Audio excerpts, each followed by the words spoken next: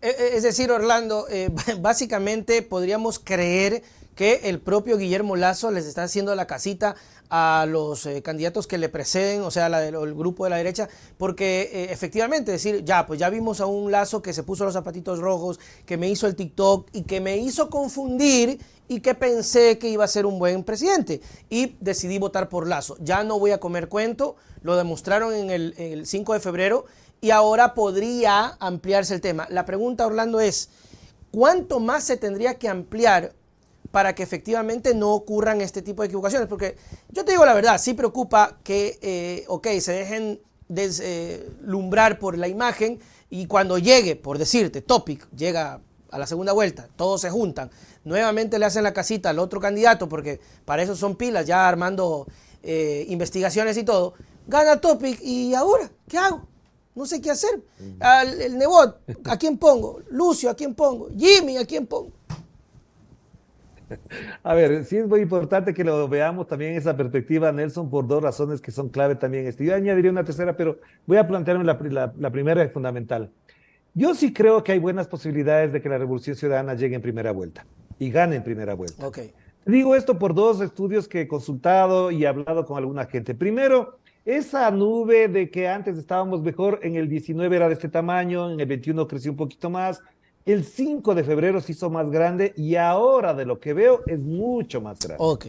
Y esto siempre está acotado a que eso ocurrió con el gobierno de Rafael Correa. Coincido que si hubiese sido el candidato Rafael Correa, no tendríamos ni que estar deudando y estaríamos pensando en el acto de posesión de Rafael Correa. Eso es primero. Segunda cosa es que digamos que no llega al 40% la revolución ciudadana. ¿Qué te queda? Digamos que queda en 38, 39, porque Andrés Arauz sacó 34,6 en el 21 Ajá. y sumar 5 puntos más no sería tan difícil, digamos, que sería ese escenario. ¿Qué te queda? Un 60%, digamos que te queda un 60%. De ese 60%, el 15% se va en nulo y en blanco. Te queda 45%. Ya. De ese 45% habría que pensar cuánto se llevarían los tres o cuatro más opcionados del lado derecho, de la derecha extrema que están ahí. Si fuese así, se dividieran casi que por igual, En no tendrían más de rajatabla. 10 puntos. Claro. Pero entonces digamos que el voto duro del señor Guillermo Lasso sigue siendo el del 19 o 20%, esos votos serían para el señor Villavicencio. 20% más el 40% de la Revolución Ciudadana, más del 15%, ya prácticamente está dicha la elección. Entonces me parece que hay que considerar también el comportamiento de este valor numérico. Pero a mí Ujú. me parece que sobre todo hay un factor que sí dice mucho más. Esta campaña es corta, va a Ujú. ser interesante para el análisis, nos vamos a tener que ver más seguido, Así es. para conversar, intercambiar cosas. Es corta, no da tiempo para que la gente conozca a la mayoría de los candidatos y los que ya son conocidos efectivamente ya están devaluados prácticamente. Ese quizás es el mayor problema que tendría Luisa González, es decir, que su grado de conocimiento todavía no es el suficiente, pero Pero está de obviamente reset. es de la ARC. No es Claro. lo mismo ser candidato de la ARC que ser Claro. candidato de Reto Ujú. o ser candidato de Suma o de Avanza. Es decir, ahí hay una diferencia enorme. Entonces, yo sí creo que hay buenas posibilidades de que gane en primera vuelta.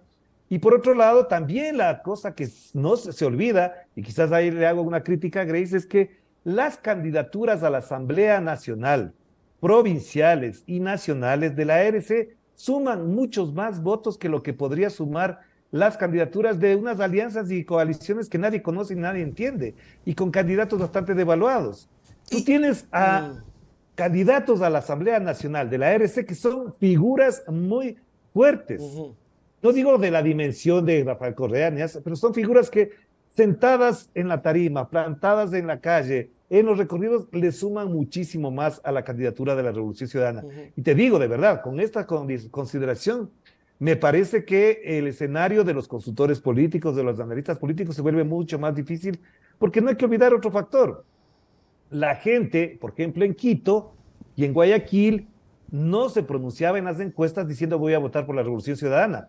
Y cuando se vieron con un Aquiles ganando más del 30% de la votación, cuando las encuestas decían que no sacaba menos de 20 o sacaba lo mucho 25%, entonces ahí había un factor que es el voto oculto, el voto secreto, la vergüenza de decir el nombre, etcétera, esto creo que va a cambiar rotundamente.